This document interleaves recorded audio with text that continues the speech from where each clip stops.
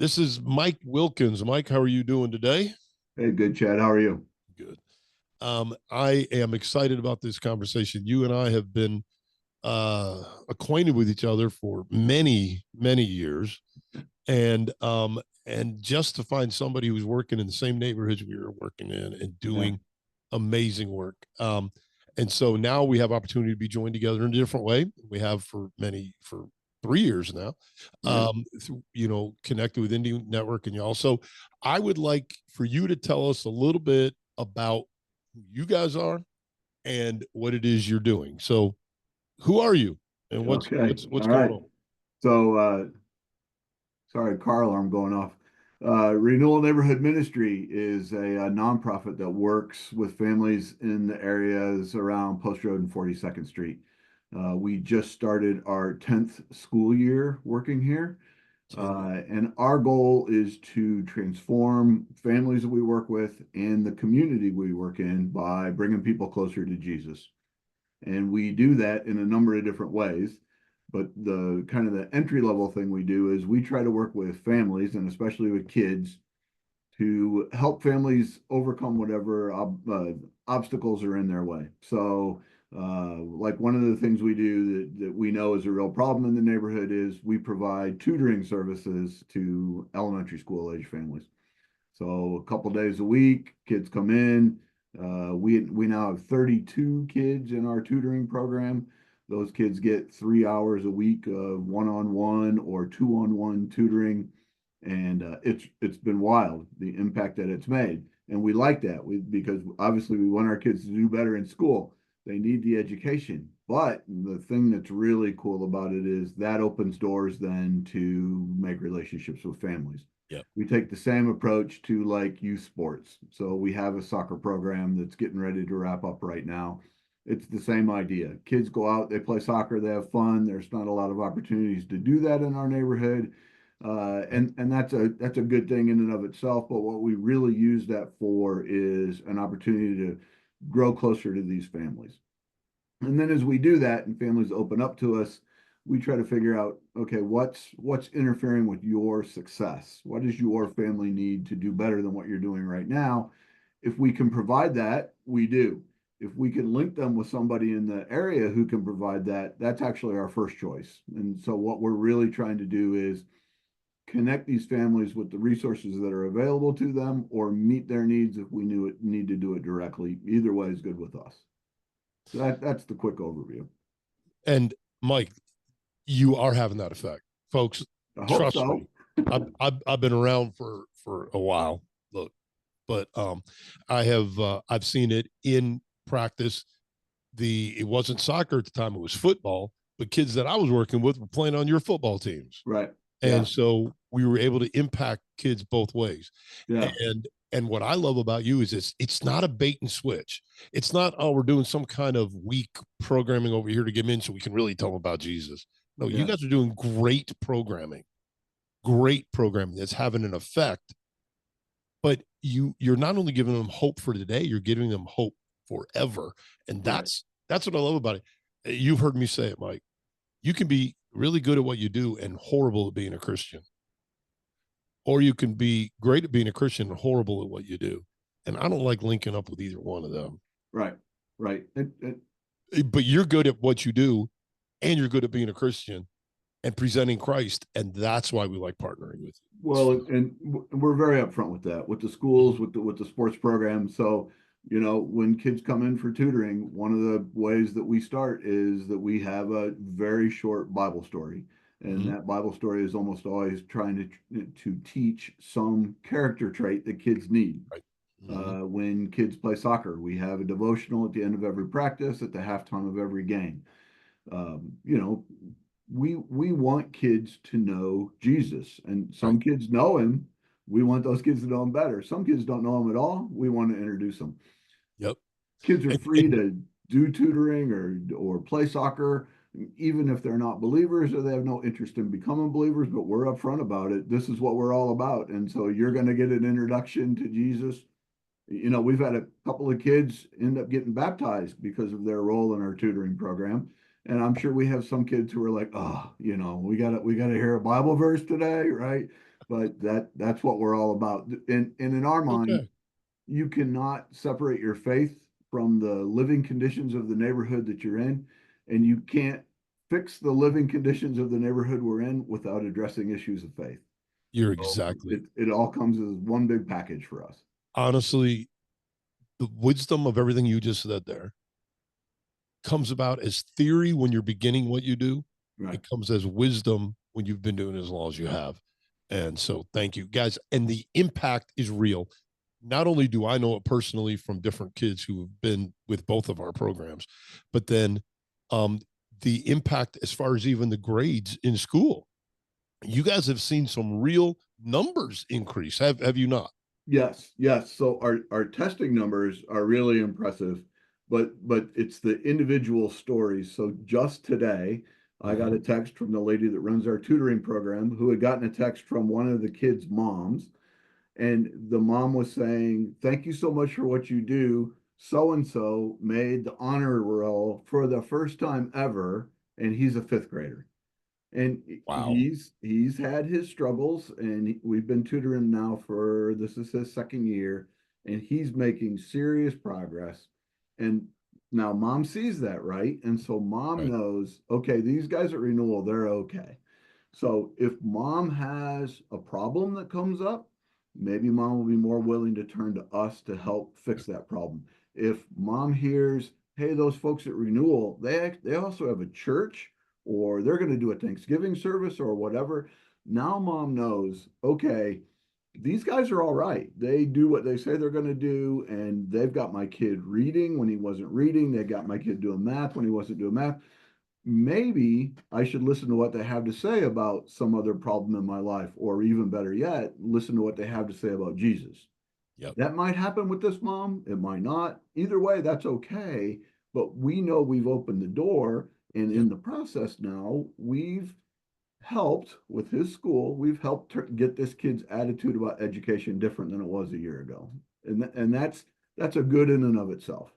It, it is. It's that's wonderful, and that's why again I like working with you because you guys are about making real difference in this temporal world we're in the individual lives, but always you're looking at but there's another level of help, Sure. and never force feeding, never pushing, but on the other hand, making sure. I mean, it's just part of it. I mean, So Jesus we, is real here yeah, as a noun versus a verb. Okay, yeah, you got to know that, but also you got to know Jesus. I mean, right, right. it's that deep. We talk about it being the ultimate motive for what we do, not the ulterior motive for what we do. And I think it's a big difference because it's a matter of the heart, right? Yep. We want people to know Jesus. And that's our ultimate motive. But it's not, like you said, it's not a bait and switch. It's not some kind of No. ulterior motive. Look, you got to come to our church, or you got to come to faith in the Lord before we're going to help you. That's just not. I don't think that's what Jesus intended us to do No. as believers living in a world with a whole lot of unbelievers in it. Right. No. And so even speaking of that, by the way, I will steal that. So Well, anybody who feel hears free. me I saying probably stole it from somebody else, so that's okay. knowing Jesus is our ultimate motive, not our ulterior motive. I love Right. that. But speaking of that, you did. I mean, you guys were working in the neighborhood. You got a house right there in the neighborhood. I don't know if you want Right. to give that address out or you're in the 42nd and Post area, which Yep. is it's an infamous area of our city, and yet you decided to walk in there and say, "Yeah, but these are people who Jesus loves, and we're not going to walk away." And you guys focused on one school. I don't know if you want to mention that school, and that's fine. But you guys have focused on one school, and you guys are making real impact. But then out of that you have developed a church. Right. It wasn't Right. that you went in with a church and then said, okay, now we're going to do all this. You went in making a difference. And then out of that, you made a church. Tell us about that. What's that? Yeah, so we've always been upfront about how important our faith is to us, and even before we became a church, we were doing worship services literally in the front yard of our house, and occasionally we would get competition from some of the neighbors, and we ended up buying a sound system that was loud enough to drown out anybody who wanted to go into competition with us. I don't know if that made our neighbors love us or hate us. I'm not really sure, but that was the approach. And as we did that, it just became clearer and clearer to us that as important as our faith is to us, we can't have a separation between what we're trying to teach people and our ability to serve them. And so Right. we just finally decided, okay, look, we're gonna plant a church so that that natural transition that we are trying to create with people from not knowing who Jesus is to beginning to know who Jesus is to wanting to become a disciple of Jesus, we can handle that all ourselves, that we don't have to rely on somebody kind of leaving us and going to someone else. There's lots of good churches in this area. We Sure. want people to get connected with those churches, but a lot of times people are hesitant to do that. And if they already know us and already kind of know where we're coming from, then they're more willing to maybe try to come to church with us. And so we started off for a while, we were worshiping once a month. And then when we started the church, it was every other week. And now we're worshiping every week like a real church. We do it at night. We have dinner once a month that is kind of part of the service. And we've seen people come from the tutoring program and come in and they're regular members of the church. We see people from the soccer program that want to learn more about what we're about and they'll be there. And so that's been a fun transition, not one that I anticipated would be happening. And ultimately, that's what caused us to that our mother church decided to plant a church here, and so now we're actually independent, and has become a full-time job of running the nonprofit and being the pastor of the church in the neighborhood. Uh, that to me is such an awesome statement. And like you said, you're not competing with the churches No, around the corner. Um, they've been there for so long, and these people wanted to go, they could go. In right, fact, fine, go. It's no right, big deal. But like you said, you've already done the work to break down the walls and to beat the stereotype, believe it or not, that the church has. And you and I have both walked the streets of Indy for enough years to know that there's a very big wall between the churches and the local people. sure, And it's been built by both sides. That's another story. But then when the church is trying to break it down, it's seen too often as an ulterior motive, is just what you said. right, But right. since you came in wanting to help people, that's all you're wanting to do. Now they can realize that you don't have an ulterior motive at all, because this is a natural outgrowth. I love it. You got any other stories, any other people, anything that can show what the impact you guys are having? I, Yeah, as we've kind of I kid around with the people here, like, okay, we're not infants anymore, but we're still toddlers. We're trying to figure it out, right? I've compared it to we had this nice little Etsy business, and now we're trying to make it into a small business. And so we've had some growing pains along the way. But one of the things we've realized is uh, there are systemic problems that our neighborhood deals with that maybe we can start trying to help out on. So, yep, the tutoring program, we try to get plugged in closer and closer to the schools we work with, and I think that's been good. But things like affordable housing, yep, we run into that problem more and more and more. And so we've experimented with getting a house and renting it out on kind of a sliding scale. And there's been hits and there's been misses, but that's kind of the next step in our growth process is, okay, mm, look, how can we address some of these systemic issues? So we've got a family living in our house right now. They moved in from Wheeler, and they were a family that good, was in our church, that had an apartment, lost the apartment, long complicated story, but they were mm, living in Wheeler, and we wanted them to not live in Wheeler. As much as we love Wheeler, we didn't want them to mm-hmm, live there long term, and they can't. And so, actually, working with Wheeler, we came up with a way that we thought, okay, this is going to be a better option for you all. And the Wheeler folks agreed. And so, this is a single mom with 4 kids at home, really, really struggling, and honestly, still struggling from time to time. But they have a 3 bedroom, single family house that they live in. And they have expressed to me over and over again the difference between having the security of knowing that there's a home to go to and having no home whatsoever. yep, And did it solve all their problems? No, no, not at all. But is it making an impact on them? It is. Now, if we could figure out how to run this thing a little more effectively, a little more efficiently, we'd love to have 2 houses or 5 houses or 10 houses. I was kidding around with the guy the other day and said, it's a lot easier to build a city on a hill if you own half the hill when you start out. And that's we'd love to do that someday. But that's been a learning process for us. And we're even though there's obstacles to making that work and being effective at it, and I don't know how to run a housing program, right? Seeing this family and hearing the difference it's made in their lives, that really inspires us to try to keep working on this and find a way to make it work and ultimately to find a way to expand it. I was hoping you were going to talk about the house. I didn't mention it because I didn't know where you were Yeah, going to go with that. Because I think that is so vital.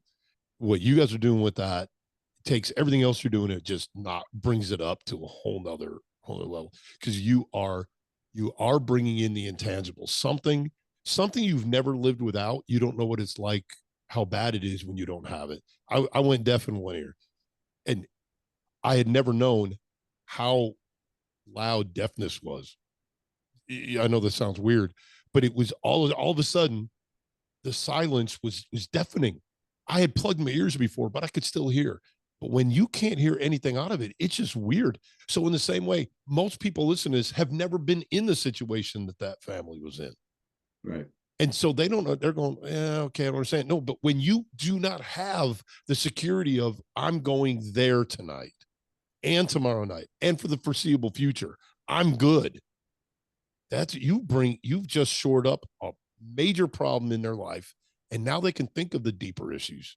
And you're awesome. And what you guys are doing, I sing your praises everywhere because you guys are just, no, I'm serious, Mike. I don't, you know me, I don't bull crap too much, but you guys are killing it. You guys are doing a great job. Thanks. Thanks. What To people listening, what are some of the things you need? I know support would be wonderful. If they can go online, go to your website, go ahead and give us what your website is. We'll have it Sure. on It's, ours too. it's renewalindy.org. That's real difficult. Yeah. Renewalindy.org. Right. And if you guys go to our website, indienetwork.org, we have a link to that. Go to our serve page and you can get a link to that. But what we're saying right now is you guys can go there and you guys can sponsor them. Please go there and sponsor them, please. But you're also in need. You need other tutors. You need things like that, right? Yes. So our two biggest needs right now are tutors. The tutoring program is kick and tail. It really is, but it's limited by the number of people that we have to tutor, and all of Sure. our tutors are volunteers. Tutoring takes place after school, which around here means we start at 2:30, and so Mhm. there's a shift from 2:30. The shift that begins at 2:30 and a shift that begins at 4. And so those are rough times to get volunteers if people Mhm. are working. But we have kids on waiting lists, and if we could get more tutors, we've got the space and we've got the efficiencies to make it happen. We just need tutors, so that's the number one thing. The second thing coming up is our Christmas store. Mhm. And every year we have a Christmas store where parents can come in and basically for $5 a kid, they shop and they buy their own Christmas presents for their children. It's not a charity, it's not a giveaway.